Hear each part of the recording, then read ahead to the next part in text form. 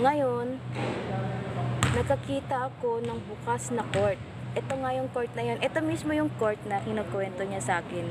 Ito mismo yung court na kinukwento niya sa akin. Maraming tao naman dyan. Ito yung court na kinukwento niya sa akin. Tapos, umupo siya doon sa pinakamataas na yun. Umupo siya doon sa pinakamataas na yun sa may dulo na yan. Sa may dulo na yan. Umupo siya dyan. Habang pinapanood niya yung mga binata na naglalaro ng basketball. Naglalaro sila ng basketball. Tapos, hindi niya namalayan, nakatulog na pala siya. Nakatulog na pala siya sa kanyang panonood. At nang nadilat niya yung kanyang mga mata, nagulat siya. Tapos, napansin niya na meron din palang mga nakapalibot na kung ano, at nagulat din yun, kumalabog. Nagulat din siya.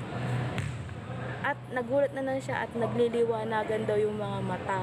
Yung mga mata, parang nanlilisik na nagliwanag. At patay na yung ilaw eh. Tapos nung natanto niya, napapalibutan pala siya ng maraming pusa. Napapalibutan siya ng maraming cats. Ngayon, sabi niya, ate, alam mo, sobrang ganda nung nangyari sa akin na yun. Tapos inisip niya nga kung ano ba yun, bakit parang pagising niya, nasa baba na daw siya, nandito na daw siya sa pinakababa. Nandiyan na daw siya sa pinakababa. Nang natulog daw kasi siya, nandun siya sa pinakataas. Tapos nung nagising siya, ay nandito na siya sa pinakababa. Di ata't binuhat siya nung mga ano. At tapos paggising niya, nakakapalibot na sa kanya yung mga cats. At nagtakbuhan din yung mga cats. Ang lalaki daw ng mga pusa, mga barako.